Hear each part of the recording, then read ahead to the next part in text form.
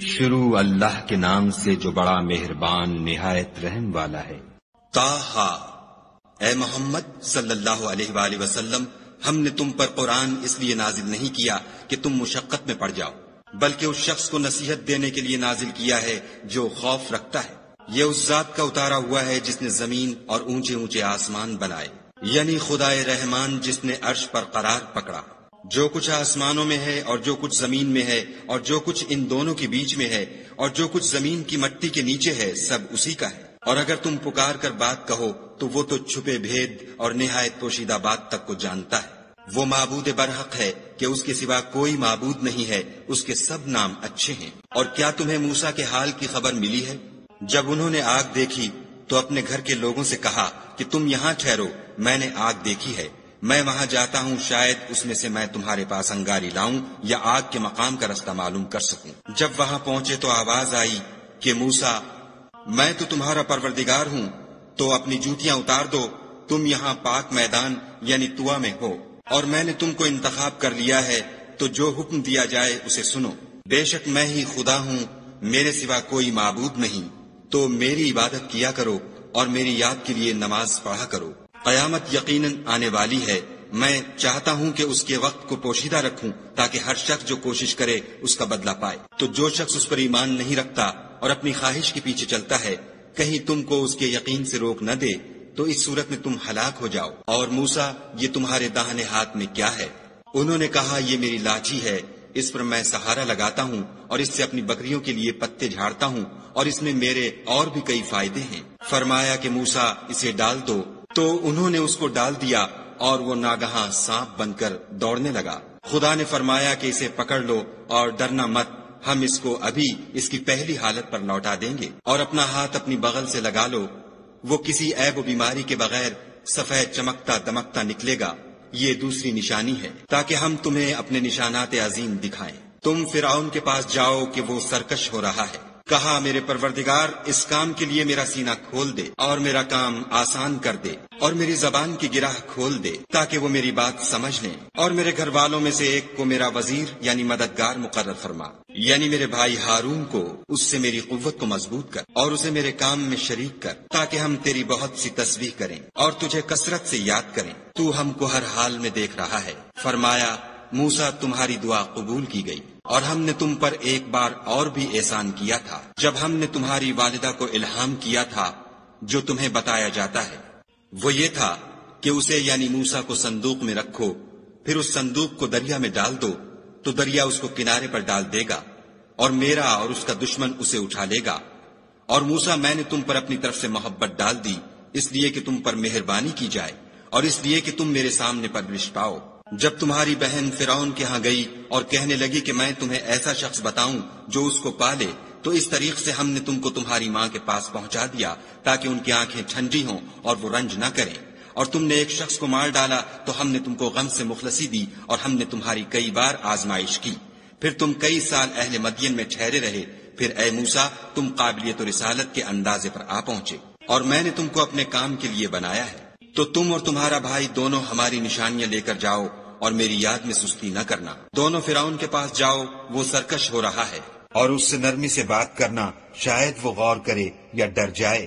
دونوں کہنے لگے کہ ہمارے پروردگار، ہمیں خوف ہے کہ ہم پر تعدی کرنے لگے یا زیادہ سرکش ہو جائے۔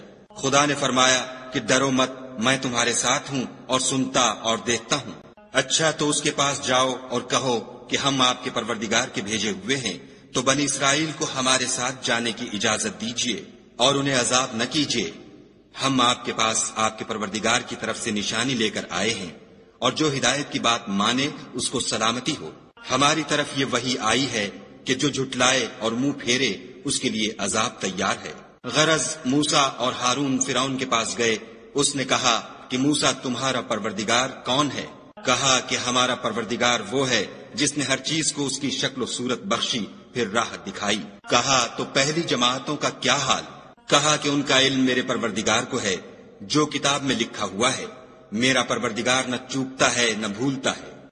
وہی تو ہے جس نے تم لوگوں کے لیے زمین کو فرش بنایا اور اس میں تمہارے لیے رستے جاری کیے، اور آسمان سے پانی برسایا، پھر اس سے انواع و اقسام کی مختلف رویدگیاں پیدا کی، کہ خود بھی کھاؤ اور اپنے چار پایوں کو بھی چراؤ، بے شک ان باتوں میں عقل والوں کے لیے بہت سی نشانیاں ہیں۔ اسی زمین سے ہم نے تم کو پیدا کیا اور اسی میں تمہیں لوٹائیں گے اور اسی سے دوسری دفعہ نکالیں گے۔ اور ہم نے فرعون کو اپنی سب نشانیاں دکھائیں مگر وہ تکذیب اور انکار ہی کرتا رہا۔ کہنے لگا کہ موسیٰ، کیا تم ہمارے پاس اس لیے آئے ہو کہ اپنے جادو کے زور سے ہمیں ہمارے ملک سے نکال دو؟ تو ہم بھی تمہارے مقابل ایسا ہی جادو لائیں گے، تو ہمارے اور اپنے درمیان ایک وقت مقرر کر لو کہ نہ تو ہم اس کے خلاف کریں اور نہ تم، اور یہ مقابلہ ایک ہموار میدان میں ہوگا۔ موسیٰ نے کہا کہ آپ کے لیے یوم زینت کا وعدہ ہے اور یہ کہ لوگ اس دن چاشت کے وقت اکٹھے ہو جائیں۔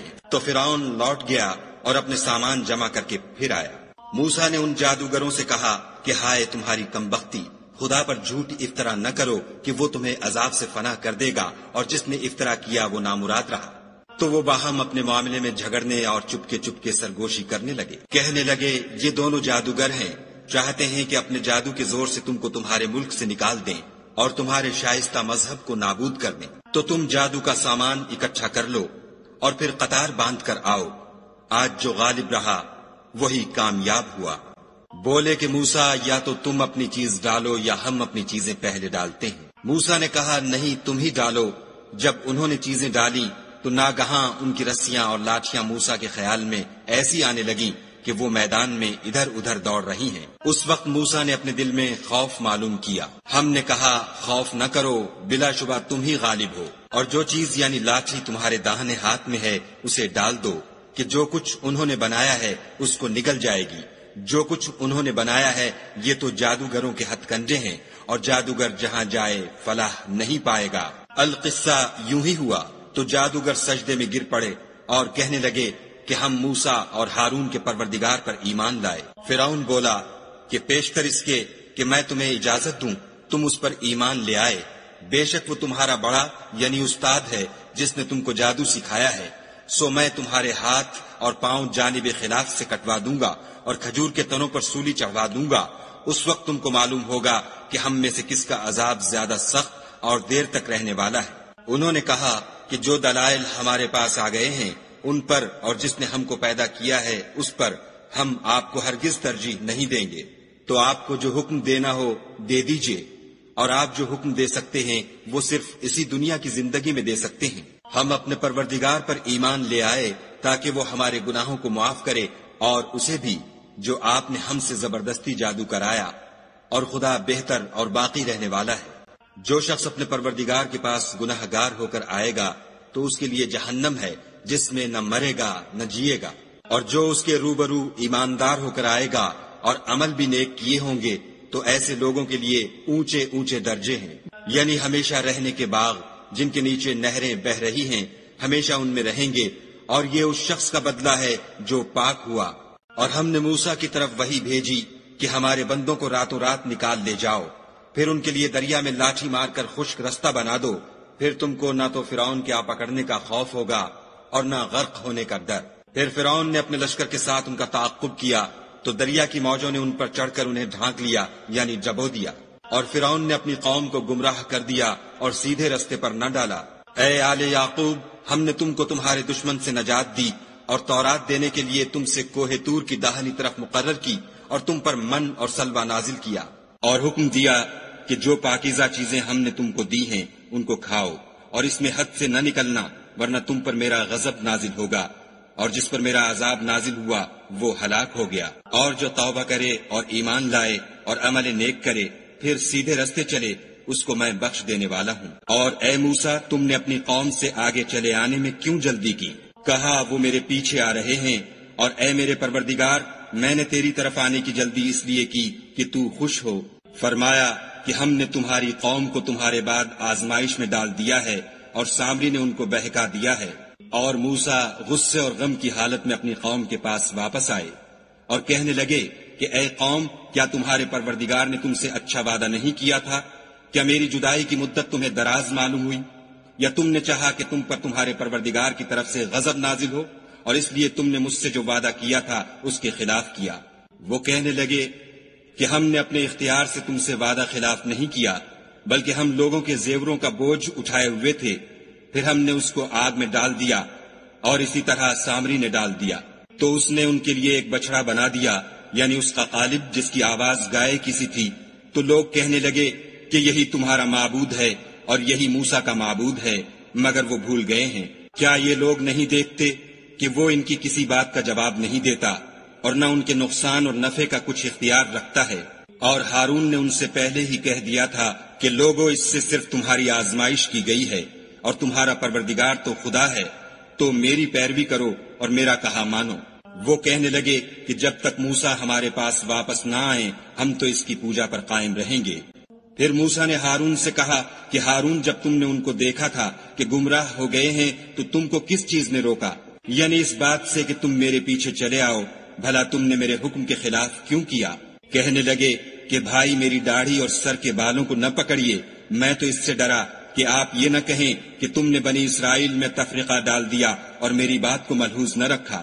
پھر سامری سے کہنے لگے کہ سامری، تیرا کیا حال ہے؟ اس نے کہا کہ میں نے ایسی چیز دیکھی جو اوروں نے نہیں دیکھی، تو میں نے فرشتے کے نقش پا سے مٹی کی ایک مٹھی بھر لی، پھر اس کو بچڑے کے قالب میں ڈال دیا، اور مجھے میرے جی نے اس کام کو اچھا بتایا۔ موسیٰ نے کہا، جا، تجھ کو دنیا کی زندگی میں یہ سزا ہے کہ کہتا رہے کہ مجھ کو ہاتھ نہ لگانا، اور تیرے لیے ایک اور وعدہ ہے، یعنی عذاب کا، جو تجھ سے ٹل نہ سکے گا۔ اور جس معبود کی پوجا پر تو قائم و معتکف تھا، اس کو دیکھ، ہم اسے جلا دیں گے، پھر اس کی راکھ کو اڑا کر دریا میں بکھیر دیں گے۔ تمہارا معبود خدا ہی ہے، جس کے سوا کوئی معبود نہیں، اس کا علم ہر چیز پر محیط ہے۔ اس طرح ہم تم سے وہ حالات بیان کرتے ہیں جو گزر چکے ہیں، اور ہم نے تمہیں اپنے پاس سے نصیحت کی کتاب عطا فرمائی ہے۔ جو شخص اس سے منہ پھیرے گا وہ قیامت کے دن گناہ کا بوجھ اٹھائے گا۔ ایسے لوگ ہمیشہ اس عذاب میں مبتلا رہیں گے، اور یہ بوجھ قیامت کے روز ان کے لیے برا ہوگا، جس روز سور پھونکا جائے گا اور ہم گناہ گاروں کو اکٹھا کریں گے اور ان کی آنکھیں نیلی نیلی ہوں گی، تو وہ آپس میں آہستہ آہستہ کہیں گے کہ تم دنیا میں صرف 10 ہی دن رہے ہو۔ جو باتیں یہ کریں گے ہم خوب جانتے ہیں۔ اس وقت ان میں سب سے اچھی راہ والا یعنی عاقل و ہوش مند کہے گا کہ نہیں، بلکہ صرف ایک ہی روز ٹھہرے ہو۔ اور تم سے پہاڑوں کے بارے میں دریافت کرتے ہیں، کہہ دو کہ خدا ان کو اڑا کر بکھیر دے گا اور زمین کو ہموار میدان کر چھوڑے گا، جس میں نہ تم کجی اور پستی دیکھو گے، نہ ٹیلا اور بلندی۔ اس روز لوگ ایک پکارنے والے کے پیچھے چلیں گے اور اس کی پیروی سے انحراف نہ کر سکیں گے، اور خدا کے سامنے آوازیں پست ہو جائیں گی تو تم آواز خفی کے سوا کوئی آواز نہ سنو گے۔ اس روز کسی کی سفارش کچھ فائدہ نہ دے گی مگر اس شخص کی جسے خدا اجازت دے اور اس کی بات کو پسند فرمائے۔ جو کچھ ان کے آگے ہے اور جو کچھ ان کے پیچھے ہے وہ اس کو جانتا ہے، اور وہ اپنے علم سے خدا کے علم پر احاطہ نہیں کر سکتے۔ اور اس زندہ و قائم کے روبرو منہ نیچے ہو جائیں گے، اور جس نے ظلم کا بوجھ اٹھایا وہ نامراد رہا، اور جو نیک کام کرے گا اور مومن بھی ہوگا تو اس کو نہ ظلم کا خوف ہوگا اور نہ نقصان کا۔ اور ہم نے اس کو اسی طرح کا قرآن عربی نازل کیا ہے، اور اس میں طرح طرح کے ڈراوے بیان کر دیے ہیں تاکہ لوگ پرہیزگار بنے یا خدا ان کے لیے نصیحت پیدا کر دے۔ تو خدا جو سچا بادشاہ ہے، عالی قدر ہے، اور قرآن کی وحی جو تمہاری طرف بھیجی جاتی ہے اس کے پورا ہونے سے پہلے قرآن کے پڑھنے کے لیے جلدی نہ کیا کرو، اور دعا کرو کہ میرے پروردگار مجھے اور زیادہ علم دے۔ اور ہم نے پہلے آدم سے عہد لیا تھا مگر وہ اسے بھول گئے، اور ہم نے ان میں صبر و ثبات نہ دیکھا۔ اور جب ہم نے فرشتوں سے کہا کہ آدم کے آگے سجدہ کرو تو سب سجدے میں گر پڑے مگر ابلیس نے انکار کیا۔ ہم نے فرمایا کہ آدم، یہ تمہارا اور تمہاری بیوی کا دشمن ہے، تو یہ کہیں تم دونوں کو بہشت سے نکلوا نہ دے، پھر تم تکلیف میں پڑ جاؤ۔ یہاں تم کو یہ آسائش ہے کہ نہ بھوکے رہو نہ ننگے، کہ نہ پیاسے رہو اور نہ دھوپ کھاؤ۔ تو شیطان نے ان کے دل میں وسوسہ ڈالا اور کہا کہ آدم، بھلا میں تم کو ایسا درخت بتاؤں جو ہمیشہ کی زندگی کا ثمرہ دے اور ایسی بادشاہت کہ کبھی زائل نہ ہو۔ تو دونوں نے اس درخت کا پھل کھا لیا تو ان پر ان کی شرم گاہیں ظاہر ہو گئیں، اور وہ اپنے بدنوں پر بہشت کے پتے چپکانے لگے، اور آدم نے اپنے پروردگار کے حکم کے خلاف کیا تو وہ اپنے مطلوب سے بے راہ ہو گئے۔ پھر ان کے پروردگار نے ان کو نوازا تو ان پر مہربانی سے توجہ فرمائی اور سیدھی راہ بتائی۔ فرمایا کہ تم دونوں یہاں سے نیچے اتر جاؤ، تم میں بعض کے دشمن ہوں گے۔ پھر اگر میری طرف سے تمہارے پاس ہدایت آئے تو جو شخص میری ہدایت کی پیروی کرے گا وہ نہ گمراہ ہوگا اور نہ تکلیف میں پڑے گا، اور جو میری نصیحت سے منہ پھیرے گا اس کی زندگی تنگ ہو جائے گی، اور قیامت کو ہم اسے اندھا کر کے اٹھائیں گے۔ وہ کہے گا کہ میرے پروردگار، تو نے مجھے اندھا کر کے کیوں اٹھایا؟ میں تو دیکھتا بھالتا تھا۔ خدا فرمائے گا کہ ایسا ہی چاہیے تھا، تیرے پاس ہماری آیتیں آئیں تو نے ان کو بھلا دیا، اسی طرح آج ہم تجھ کو بھلا دیں گے۔ اور جو شخص حد سے نکل جائے اور اپنے پروردگار کی آیتوں پر ایمان نہ لائے، ہم اس کو ایسا ہی بدلہ دیتے ہیں، اور آخرت کا عذاب بہت سخت اور بہت دیر رہنے والا ہے۔ کیا یہ بات ان لوگوں کے لیے موجب ہدایت نہ ہوئی کہ ہم ان سے پہلے بہت سے فرقوں کو ہلاک کر چکے ہیں، جن کے رہنے کے مقامات میں یہ چلتے پھرتے ہیں؟ عقل والوں کے لیے اس میں بہت سی نشانیاں ہیں۔ اور اگر ایک بات تمہارے پروردگار کی طرف سے پہلے صادر اور جزائے اعمال کے لیے ایک میعاد مقرر نہ ہو چکی ہوتی تو نزول عذاب لازم ہو جاتا۔ بس جو کچھ یہ بکواس کرتے ہیں اس پر صبر کرو، اور سورج کے نکلنے سے پہلے اور اس کے غروب ہونے سے پہلے اپنے پروردگار کی تسبیح و تحمید کیا کرو، اور رات کی ساعات اولین میں بھی اس کی تسبیح کیا کرو، اور دن کی اطراف یعنی دوپہر کے قریب ظہر کے وقت بھی، تاکہ تم خوش ہو جاؤ۔ اور کئی طرح کے لوگوں کو جو ہم نے دنیا کی زندگی میں آرائش کی چیزوں سے بہرہ مند کیا ہے تاکہ ان کی آزمائش کریں، ان پر نگاہ نہ کرنا۔ اور تمہارے پروردگار کی عطا فرمائی ہوئی روزی بہت بہتر اور باقی رہنے والی ہے۔ اور اپنے گھر والوں کو نماز کا حکم کرو اور اس پر قائم رہو۔ ہم تم سے روزی کی خواستگار نہیں، بلکہ تمہیں ہم روزی دیتے ہیں، اور نیک انجام اہل تقوی کا ہے۔ اور کہتے ہیں کہ یہ پیغمبر اپنے پروردگار کی طرف سے ہمارے پاس کوئی نشانی کیوں نہیں لاتے؟ کیا ان کے پاس پہلی کتابوں کی نشانی نہیں آئی؟ اور اگر ہم ان کو پیغمبر کے بھیجنے سے پیشتر کسی عذاب سے ہلاک کر دیتے تو وہ کہتے کہ اے ہمارے پروردگار، تو نے ہماری طرف کوئی پیغمبر کیوں نہ بھیجا کہ ہم ذلیل و رسوا ہونے سے پہلے تیرے کلام و احکام کی پیروی کرتے۔ کہہ دو کہ سب نتائج اعمال کے منتظر ہیں، سو تم بھی منتظر رہو۔ ان قریب تم کو معلوم ہو جائے گا کہ دین کے سیدھے رستے پر چلنے والے کون ہیں اور جنت کی طرف راہ پانے والے کون ہیں، ہم یا تم۔